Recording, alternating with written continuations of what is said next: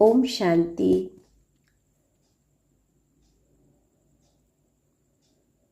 आत्मा शांत स्वरूप अटे, सुख स्वरूप अटे, आनंद स्वरूप अटे, प्रेम स्वरूप अटे, ज्ञान स्वरूप अटे, शक्ति स्वरूप अटे।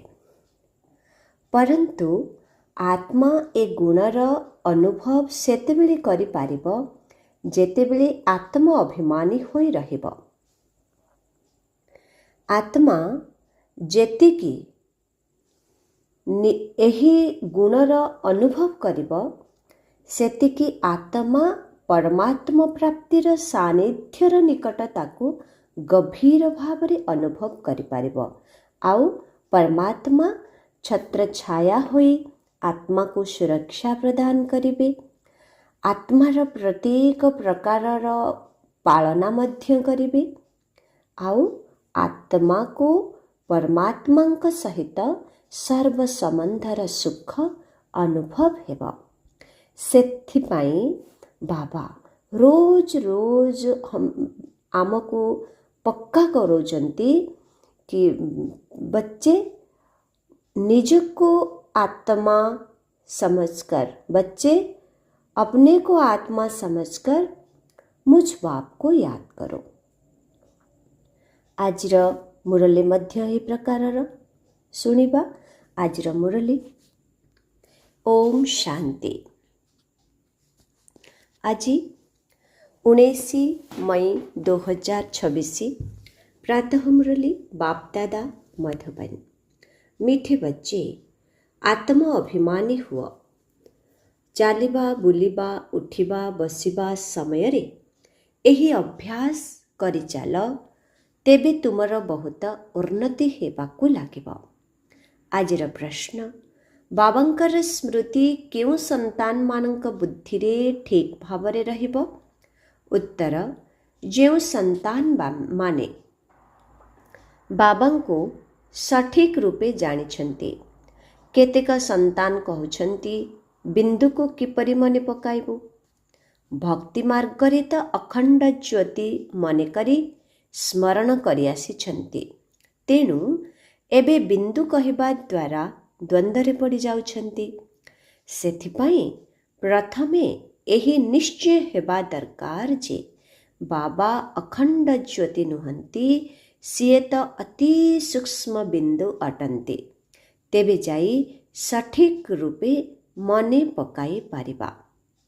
ओम शांति। सबु संतान माने बाबांक स्मृति रे बसिछन्ति। मन मना भव। एही संस्कृत अक्षर वास्तव नुहे। बाबा सहज राजयोग शिखाइबा समय रे एही संस्कृत अक्षर कहि नथिले।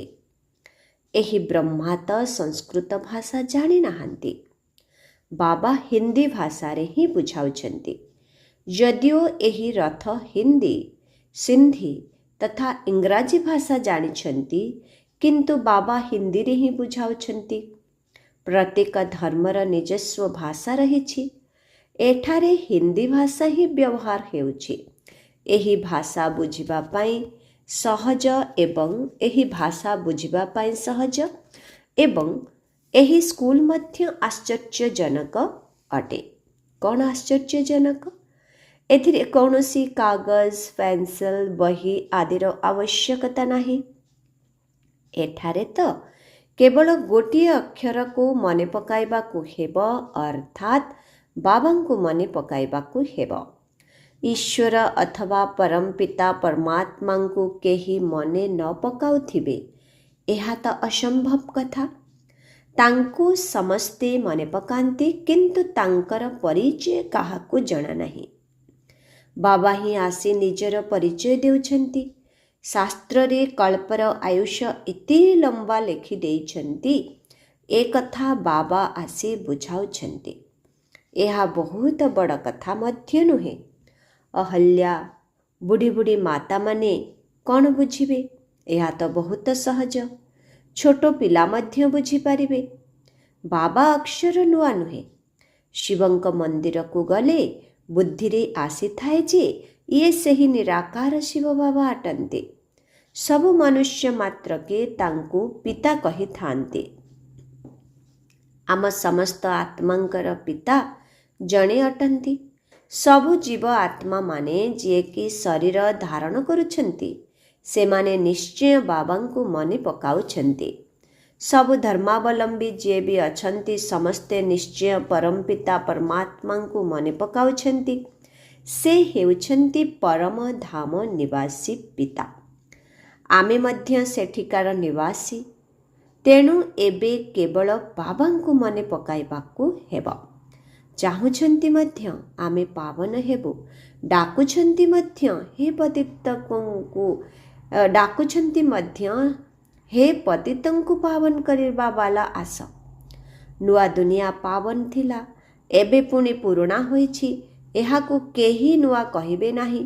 ଭାରତବାସୀ ଜାଣିଛନ୍ତି, ନୂଆ ଭାରତରେ ଦେବୀ ଦେବତାମାନେ ରାଜତ୍ୱ କରୁଥିଲେ।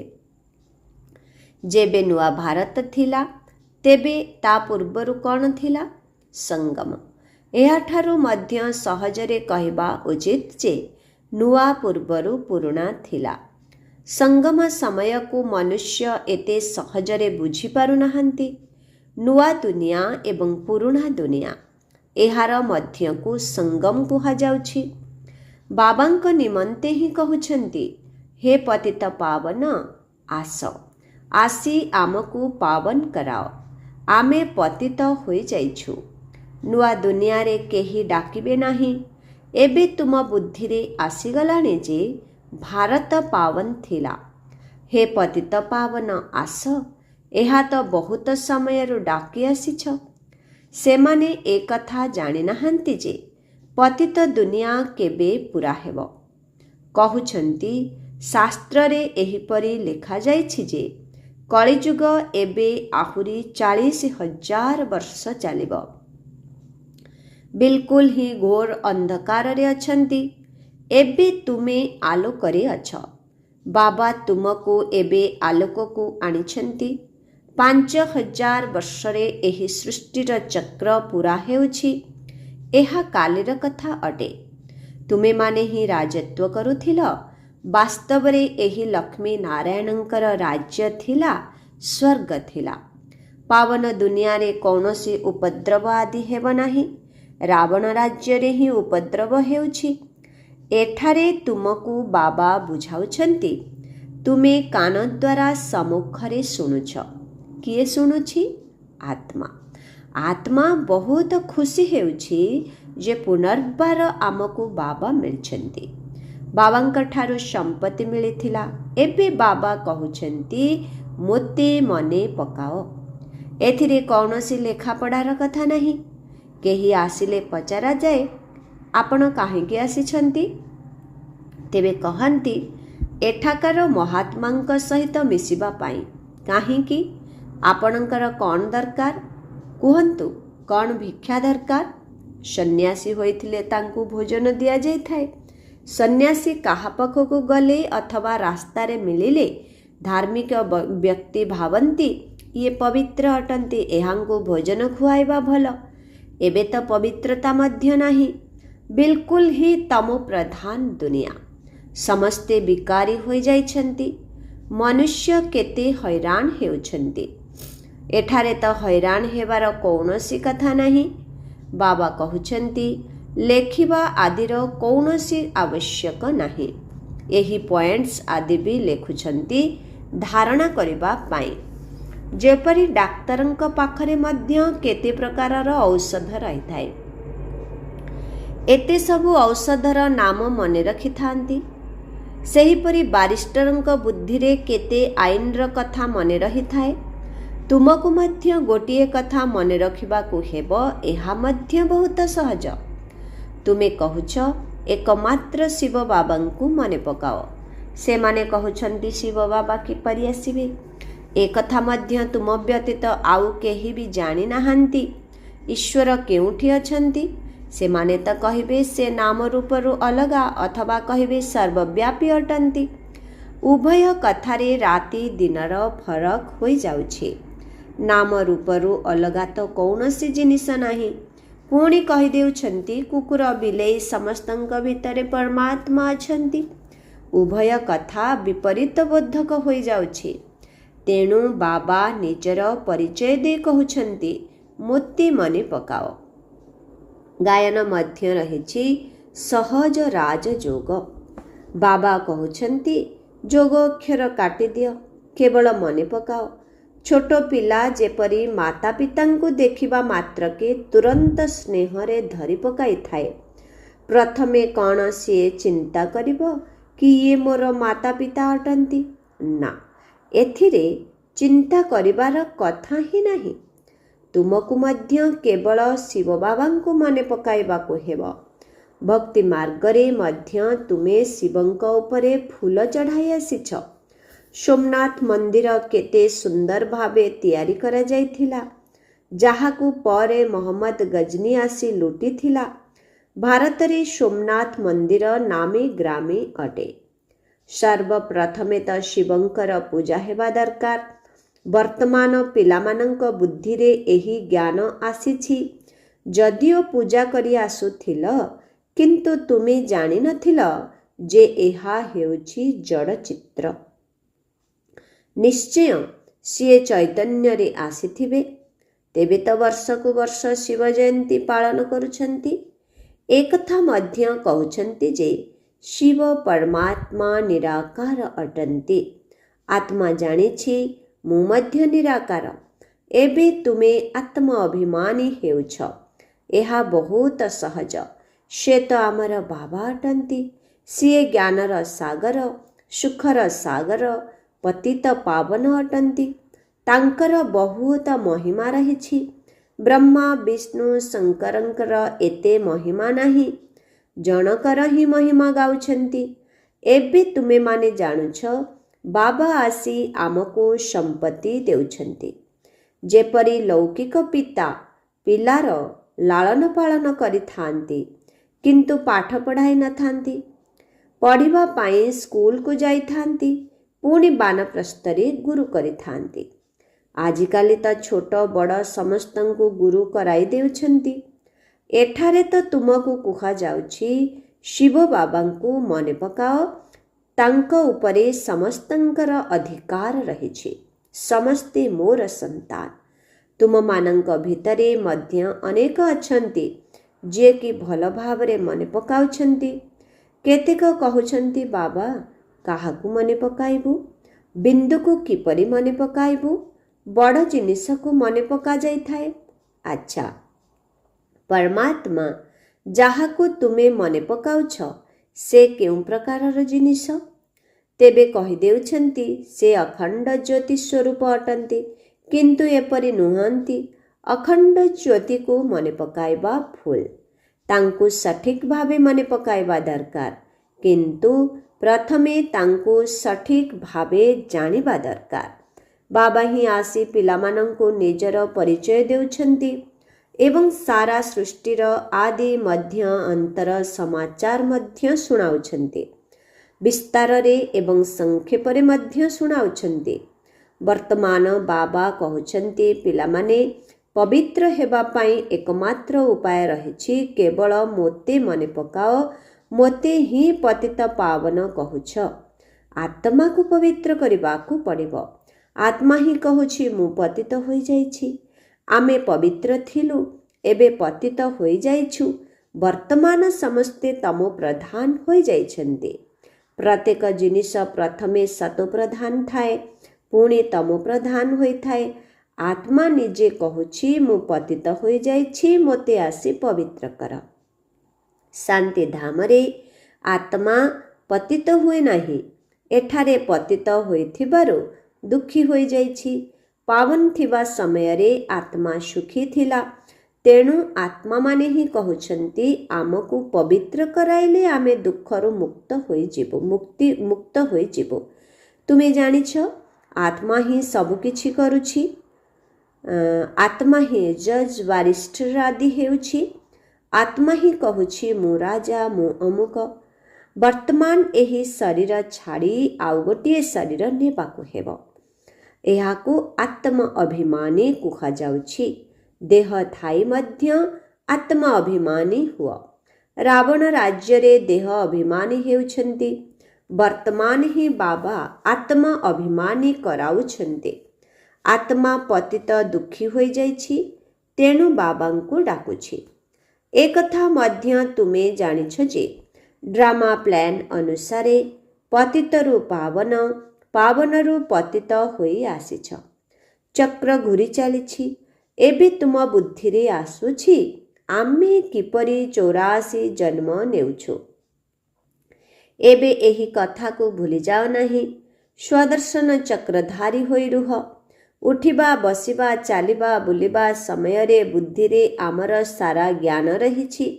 ତୁମେ ଜାଣିଛ ବେହଦ ବାବାଙ୍କ ଠାରୁ ଆମେ ବେହଦର ବର୍ଷା ନେଉଛୁ। ବାବା ପିଲାମାନଙ୍କୁ ବୁଝାଉଛନ୍ତି ଯେ ତୁମକୁ ଏକମାତ୍ର ବାବାଙ୍କୁ ହିଁ ମନେ ପକାଇବାକୁ ହେବ। ତାଙ୍କୁ ମନେ ପକାଇ ଭୋଜନ କରିବାକୁ ହେବ। ମିଠା ମିଠା ଶିଖିଲଧା ସନ୍ତାନମାନଙ୍କୁ ବାବା ଘଡ଼ି ଘଡ଼ି କହୁଛନ୍ତି, ପିଲାମାନେ ପେଟ ପାଇଁ କେବଳ ଖଣ୍ଡେ ରୁଟି ଖାଇବାକୁ ହେବ। ପେଟ କିଛି ଅଧିକ ଖାଏ ନାହିଁ। ପାଏ ଅଟାର ରୁଟି ଖାଇଥାଏ, ଡାଲି ରୁଟି ବାସ୍। 10 ଟଙ୍କାରେ ମଧ୍ୟ ମଣିଷର ପେଟ ଭରୁଛି ତ 10,000 ଟଙ୍କାରେ ମଧ୍ୟ ପେଟ ଭରୁଛି। ଗରିବ ଲୋକ କ'ଣ ବା ଖାଉଛନ୍ତି, ତଥାପି ମଧ୍ୟ ସୁସ୍ଥ ସବଳ ରହୁଛନ୍ତି। ଭିନ୍ନ ଭିନ୍ନ ପ୍ରକାରର ଖାଦ୍ୟ ଖାଇଲେ ମଣିଷ ଆହୁରି ରୋଗୀ ହୋଇଯାଉଛନ୍ତି। ଡାକ୍ତରମାନେ ମଧ୍ୟ କହୁଛନ୍ତି ଗୋଟିଏ ପ୍ରକାରର ଖାଦ୍ୟ ଖାଅ, ତେବେ ବେମାର ହେବ ନାହିଁ। ତେଣୁ ବାବା ମଧ୍ୟ ବୁଝାଉଛନ୍ତି ଖଣ୍ଡେ ରୁଟି ଖାଅ। ଯାହା କିଛି ମିଳୁଛି ସେଥିରେ ଖୁସିରେ ରୁହ। ଡାଲି ରୁଟି ପରି ଆଉ କିଛି ଜିନିଷ ନାହିଁ। ଅଧିକ ଲୋଭ ମଧ୍ୟ କରିବା ଅନୁଚିତ। ସନ୍ନ୍ୟାସୀମାନେ କ'ଣ କରିଥାନ୍ତି? ଘରଦ୍ୱାର ଛାଡ଼ି ଜଙ୍ଗଲକୁ ଚାଲିଯାଆନ୍ତି। ତତ୍ତ୍ୱକୁ ପରମାତ୍ମା ଭାବି ସ୍ମରଣ କରନ୍ତି। ଭାବନ୍ତି ବ୍ରହ୍ମରେ ଲୀନ ହୋଇଯିବୁ, କିନ୍ତୁ ଏପରି ହୋଇପାରିବ ନାହିଁ। ଆତ୍ମା ତ ଅମର ଅଟେ, ଲୀନ ହେବାର କୌଣସି କଥା ନାହିଁ। ବାକି ଆତ୍ମା ହିଁ ପବିତ୍ର ଅପବିତ୍ର ହୋଇଥାଏ। ତୁମକୁ କେତେ ଭଲ ଜ୍ଞାନ ମିଳିଛି। ତୁମେ ହିଁ ପ୍ରାରବ୍ଧ ଭୋଗୁଛ, ପୁଣି ଏହି ଜ୍ଞାନକୁ ଭୁଲି ଯାଉଛ।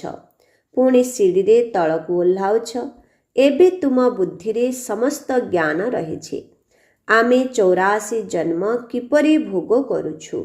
ଏହି ଅଭିନୟ କେବେ ବି କାହାର ବନ୍ଦ ହୁଏ ନାହିଁ। ଏହା ପୂର୍ବ ପ୍ରସ୍ତୁତ ଡ୍ରାମା, ଯାହାକି ଘୁରି ଚାଲିଛି। ଏକଥା କହିପାରିବା ନାହିଁ ଯେ ଭଗବାନ କେବେ, କିପରି, କେଉଁଠି ବସି ରଚନା କରୁଛନ୍ତି। ନା, ଏହା ତ ଚାଲି ଆସୁଛି। ବିଶ୍ୱର ଇତିହାସ ଭୂଗୋଳ ପୁନରାବୃତ୍ତି ହୋଇ ଚାଲିଛି। ଏହି କଥାକୁ କେହି ବୁଝୁ ହିଁ ନାହାନ୍ତି। ତୁମେ ଜାଣିଛ ଆମେ ଡ୍ରାମାର ପ୍ଲାନ୍ ଅନୁସାରେ ଆସିଛୁ। ଏବେ ପୁନର୍ବାର ଡ୍ରାମା ଅନୁସାରେ ରାଜ୍ୟ ନେଉଛୁ। ଏହି କଥା ଆଉ କେହି ବୁଝିପାରିବେ ନାହିଁ। ପଚରାଯାଉଛି ଡ୍ରାମା ସର୍ବଶକ୍ତିମାନ ନା ଈଶ୍ୱର? ତେବେ କହୁଛନ୍ତି ଈଶ୍ୱର ସର୍ବଶକ୍ତିମାନ ଅଟନ୍ତି। ଭାବୁଛନ୍ତି ସେ ସବୁକିଛି କରିପାରିବେ। ବାବା କହୁଛନ୍ତି ମୁଁ ମଧ୍ୟ ଡ୍ରାମାର ବନ୍ଧନରେ ବନ୍ଧା ହୋଇଛି। ପତିତଙ୍କୁ ପାବନ କରିବା ପାଇଁ ମୋତେ ଆସିବାକୁ ହିଁ ପଡ଼ୁଛି। ତୁମେ ସତ୍ୟ ଯୁଗରେ ସୁଖୀ ହୋଇଯାଉଛ। ମୁଁ ମଧ୍ୟ ଯାଇ ପରମ ଧାମରେ ବିଶ୍ରାମ ନେଉଛି। ତୁମେ ମୋ କାନ୍ଧରେ ବସୁଛ। ତୁମର ସିଂହ ଉପରେ ବସିଥିବାର ଚିତ୍ର ଅଛି। ତୁମେ ଜାଣିଛ ପ୍ରତି ସେକେଣ୍ଡ ଯାହା ଚାଲୁଛି ସବୁ ଡ୍ରାମାରେ ନିର୍ଦ୍ଧାର୍ଯ୍ୟ ହୋଇଛି। ବର୍ତ୍ତମାନ ତୁମକୁ କେତେ ଭଲ ଜ୍ଞାନ ମିଳୁଛି। ତେଣୁ କେବଳ ବାବା ଏବଂ ସମ୍ପତ୍ତିକୁ ମନେ ପକାଅ। ବାସ୍, କାଗଜ ପେନସିଲ ଆଦିର କିଛି ଆବଶ୍ୟକତା ନାହିଁ। ବ୍ରହ୍ମା ବାବା ମଧ୍ୟ ପାଠ ପଢ଼ୁଛନ୍ତି। ସେ ତ କିଛି ହେଲେ ରଖୁ ହିଁ ନାହାନ୍ତି। କେବଳ ବାବାଙ୍କୁ ମନେ ପକାଇବାକୁ ହେବ, ତେବେ ସମ୍ପତ୍ତି ମିଳିବ ଏବଂ ସଦା ସୁସ୍ଥ ରହିବ। ଏହା କେତେ ସହଜ ଏବଂ ଧାରଣାଯୁକ୍ତ କଥା। ଲେଖିବା ଦ୍ୱାରା କ'ଣ ଲାଭ ହେବ? ଏସବୁ ତ ବିନାଶ ହୋଇଯିବ। କିନ୍ତୁ କେହି ମନେ ରଖିବା ପାଇଁ ଲେଖୁଛନ୍ତି। ଯେପରି କୌଣସି କଥା ମନେ ରଖିବାକୁ ହେଲେ କାନିରେ ଗଣ୍ଠି ପକାଇଥାନ୍ତି। ତୁମେ ମଧ୍ୟ ଗଣ୍ଠି ପକାଇ ଦିଅ ଯେ ଶିବ ବାବା ଓ ସମ୍ପତ୍ତିକୁ ମନେ ପକାଇବାକୁ ହେବ। ଯୋଗ ଅର୍ଥାତ୍ ୟାଦ, ଏହା ତ ବହୁତ ସହଜ। କହୁଛନ୍ତି ବାବା ଯୋଗ ଲାଗୁନାହିଁ, ଯୋଗରେ କିପରି ବସିବୁ? ଆରେ ଯେପରି ଲୌକିକ ପିତାଙ୍କର ସ୍ମୃତି ଉଠିବା, ବସିବା, ଚାଲିବା, ବୁଲିବା ସମୟରେ ରହୁଛି, ସେହିପରି ମୋତେ ମଧ୍ୟ ମନେ ପକାଅ। ବାସ୍ ତୁମର ନୌକା ପାରି ହୋଇଯିବ। ଆଚ୍ଛା, ମିଠେ ମିଠେ ଶିଖିଲାଧି ସନ୍ତାନମାନଙ୍କ ପ୍ରତି ମାତ ପିତା ବାପ ଦାଦାଙ୍କର ମଧୁର ସ୍ନେହ ସମ୍ପନ୍ନ ଶୁଭେଚ୍ଛା ଏବଂ ସୁପ୍ରଭାତ। ଆତ୍ମିକ ପିତାଙ୍କର ଆତ୍ମିକ ସନ୍ତାନମାନଙ୍କୁ ନମସ୍ତେ। ଆତ୍ମିକ ସନ୍ତାନମାନଙ୍କର ଆତ୍ମିକ ପିତାଙ୍କୁ ଓମ୍ ଶାନ୍ତି, ଗୁଡ୍ ମର୍ଣ୍ଣିଂ, ନମସ୍ତେ ନମସ୍ତେ ନମସ୍ତେ ନମସ୍ତେ ନମସ୍ତେ। ଶୁକ୍ରିୟା ବାବା, ଶୁକ୍ରିୟା। ଓମ୍ ଶାନ୍ତି। ଧାରଣା ପାଇଁ ମୁଖ୍ୟ ସାର 1 ନମ୍ବର, ସ୍ୱଦର୍ଶନ ଚକ୍ରଧାରୀ ହୋଇ 84 ଜନ୍ମର ଚକ୍ରକୁ ବୁଦ୍ଧିରେ ଘୁରାଇବାକୁ ହେବ। ବେହଦର ବାବାଙ୍କୁ ମନେ ପକାଇ ବେହଦର ସମ୍ପତ୍ତି ନେବାକୁ ହେବ ଏବଂ ପବିତ୍ର ମଧ୍ୟ ହେବାକୁ ପଡ଼ିବ। 2 ନମ୍ବର, କୌଣସି ଜିନିଷ ପ୍ରତି ଲୋଭ କରିବାର ନାହିଁ। ଯାହା କିଛି ମିଳୁଛି ସେଥିରେ ଖୁସି ହୋଇ ରହିବାର ଅଛି। ଖୁବ୍ ସାଧାରଣ ଭୋଜନ କରି ବାବାଙ୍କ ସ୍ମୃତିରେ ରହିବାର ଅଛି। ଆଜିର ବରଦାନ, ସମସ୍ତଙ୍କର ଆନ୍ତରିକ ଇଚ୍ଛାକୁ ଜାଣି ସମସ୍ତଙ୍କୁ ସନ୍ତୁଷ୍ଟ କରୁଥିବା ସଦା ବିଜୟୀ ଭବ। ବିଜୟୀ ହେବା ପାଇଁ ହେଲେ ସମସ୍ତଙ୍କର ଆନ୍ତରିକ ଇଚ୍ଛାକୁ ଜାଣିବାକୁ ହେବ। କାହାର ମୁଖରୁ ବାହାରୁଥିବା ଶବ୍ଦରୁ ହିଁ ତାର ଆନ୍ତରିକ ଇଚ୍ଛାକୁ ଜାଣିନିଅ, ତେବେ ବିଜୟୀ ହୋଇଯିବ। କିନ୍ତୁ ସମସ୍ତଙ୍କର ଅନ୍ତରର କଥାକୁ ଜାଣିବା ପାଇଁ ଅନ୍ତର୍ମୁଖତାର ସ୍ଥିତି ଦରକାର।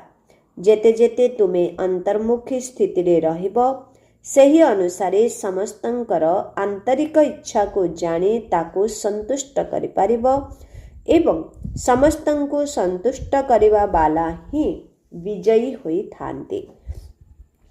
ଆଜିର ସ୍ଲୋଗାନ, ବୈରାଗ୍ୟ ଏଭଳି ଯୋଗ୍ୟ ଧରଣୀ ଅଟେ ଯେଉଁଥିରେ ପ୍ରତ୍ୟେକ ଫଳ ବା ବୀଜ ନିଶ୍ଚିତ ଫଳୀଭୂତ ହୋଇଥାଏ। ଓମ୍ ଶାନ୍ତି। ଆଜିର ଅବ୍ୟକ୍ତ ଇଶାରା, ସର୍ବଦା ଅଚଳ, ଅଟଳ ଏବଂ ଏକରସ ସ୍ଥିତିର ଅନୁଭବ କର। ସର୍ବଦା ଉମଙ୍ଗ ଉତ୍ସାହରେ ଏକରସ ରହିବା ପାଇଁ ଯେଉଁମାନେ ବି ତୁମ ସମ୍ବନ୍ଧ ସମ୍ପର୍କରେ ଆସୁଛନ୍ତି, ଚାହେ ବିଦ୍ୟାର୍ଥୀ ହୁଅନ୍ତୁ, ଚାହେ ସାଥୀ ସହଯୋଗୀ ହୁଅନ୍ତୁ, ସମସ୍ତଙ୍କୁ ସନ୍ତୁଷ୍ଟ କରିବାର ମନ ଭିତରେ ଉତ୍କଣ୍ଠା ରହିବା ଦରକାର। ଯାହାଙ୍କୁ ବି ଦେଖ ତାଙ୍କଠାରୁ ସବୁ ସମୟରେ ଗୁଣକୁ ହିଁ ଗ୍ରହଣ କର। ତେବେ ସମସ୍ତଙ୍କର ଗୁଣରୂପୀ ଶକ୍ତି ମିଳିବା ଦ୍ୱାରା ସଦାକାଳ ପାଇଁ ତୁମର ଉତ୍ସାହ ଏକରସ ରହିବ। ସେଥିପାଇଁ ଗୁଣଗ୍ରାହୀ ହୁଅ। ଅବଗୁଣ ଗୁଡ଼ିକୁ ଦେଖିଲେ ମଧ୍ୟ ଦେଖ ନାହିଁ। ଓମ୍ ଶାନ୍ତି।